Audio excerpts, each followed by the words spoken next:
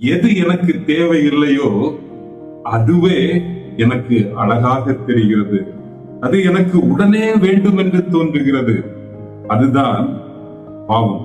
இந்த பாவம் எப்படிப்பட்டது என்று இந்த ஆதியாகமம் 3ஆம் அதிகாரம் அழகாக சொல்லோவியமாக இங்கே தீட்டி இருக்கிறதை நாம் பார்க்கிறோம். உடனே அவள் அதை பறித்து புசித்து தன்னுடைய கணவனுக்கும் கொடுத்தாள் என்று சொல்லப்பட்டிருக்கிறது. ஆண்டவர் சொல்லி இருக்கிறார், இந்த பழம் உனக்கு தேவையில்லை என்று. ஆனால் இங்கே ஒருவர் வந்து சொல்லுகிறார், இந்த பழம் தான் உனக்கு தேவை என்று. ஒரு விசை கணவனிடம் கேட்டிருக்கலாம், இல்லை என்றால் ஆண்டவரிடமே சென்று கேட்டிருக்கலாம்.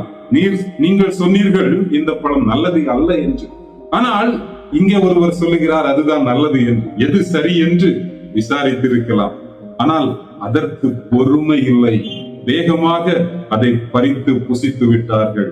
அதுதான் பாவம்.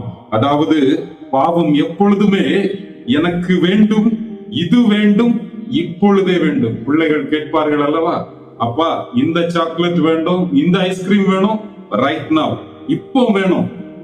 அது பிள்ளைகளிடம் இருக்கின்ற ஜென்மத்திலே பிறப்பிலே பிள்ளைகளுடைய உடலிலே இருக்கின்ற அந்த பாவ சுபாவம். பிசாசிடம் இருந்து நாம் பெற்றுக்கொண்ட அந்த குணம் அது எப்படிப்பட்டது?